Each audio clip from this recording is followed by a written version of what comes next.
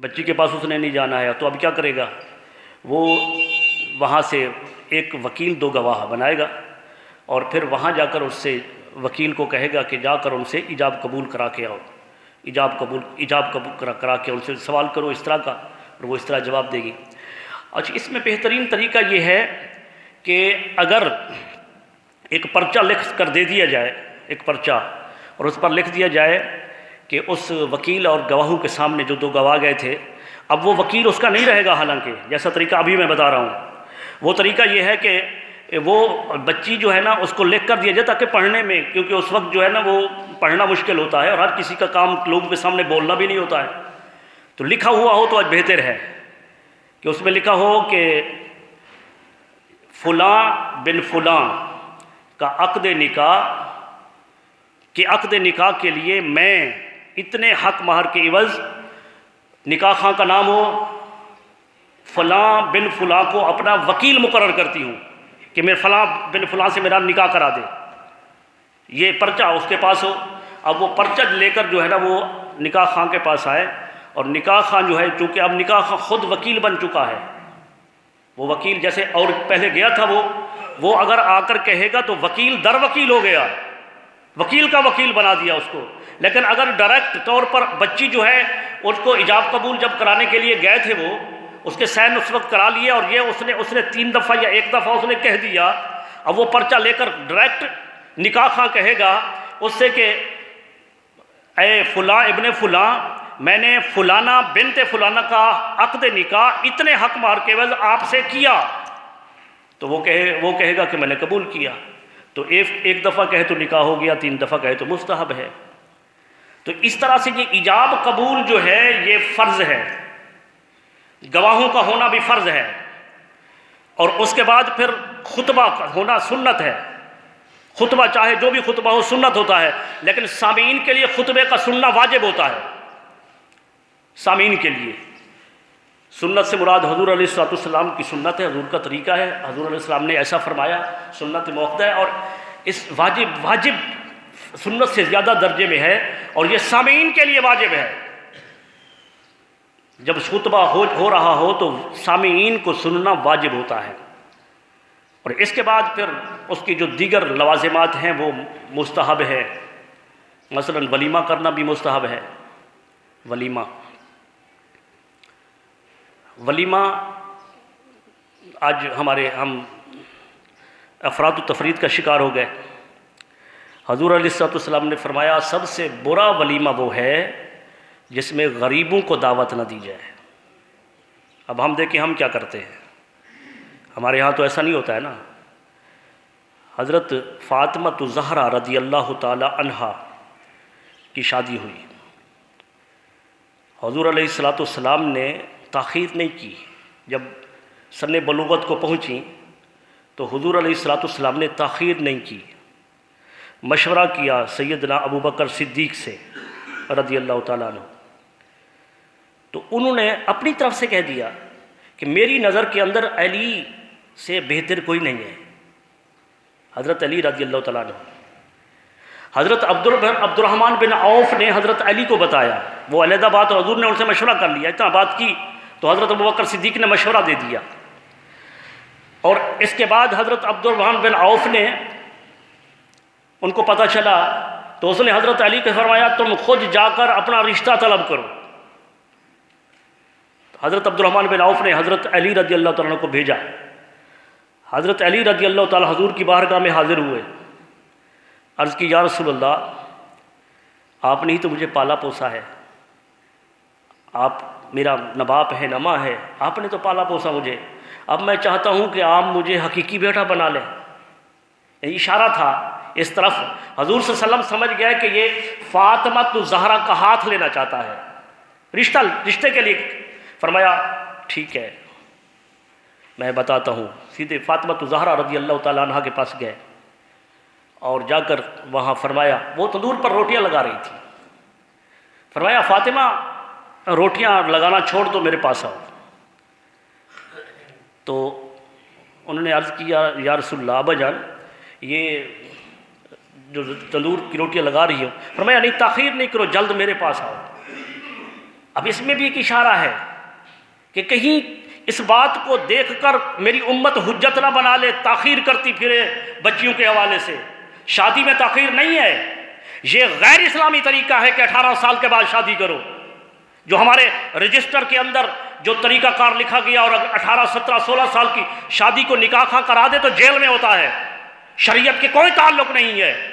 شریعت کے اندر یہ ہے کہ جب سن بلوغت کو مرد عورت بچہ بچی پہنچے تو اس کی شادی کی جائے۔ تو حضور علیہ الصلوۃ والسلام نے فرمایا کہ فاطمہ، علی نے آپ کا ہاتھ مانگا ہے، رشتے کے لیے حضرت علی آئے ہیں۔ میں آپ سے پوچھنا چاہتا ہوں کہ آپ اس رشتے کو پسند کرتی ہیں؟ تو آپ کی بیٹی فاطمہ الزہرا کی آنکھوں سے آنسو جاری ہو گئے۔ ابا جان، یہ باتیں تو مائیں پوچھا کرتی ہیں۔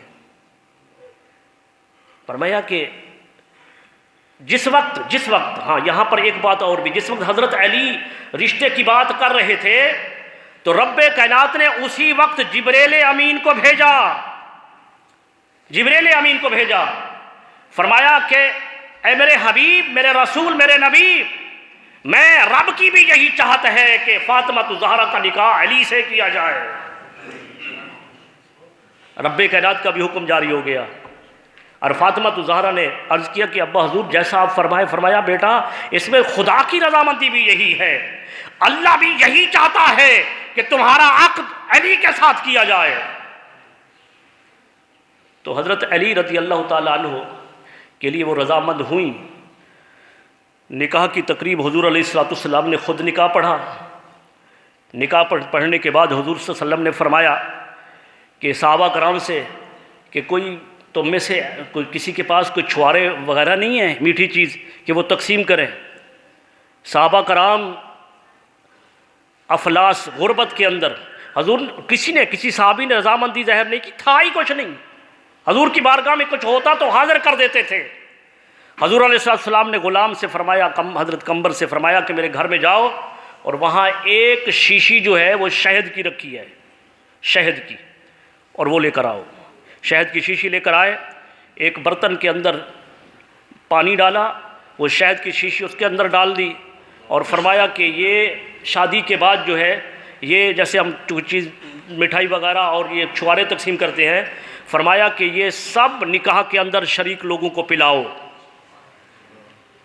میں کہا کرتا ہوں کہ جس وقت 20 25 اور اس سے زیادہ قسم کے کھانے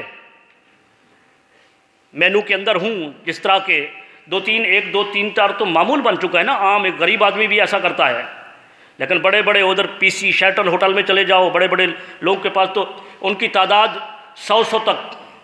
میلہ لان کے اندر جو ہے جب کسی شادی کا پروگرام رکھا گیا تو اتنے کھانے موجود ہیں۔ تو اس طرح سے جب اس طرح کے لوازمات ہوتی ہیں تو وہاں وہ لڑکی کا باپ حضور کی اس سنت کو بھی پورا کرے تو 100 شہیدوں کا ثواب پائے گا۔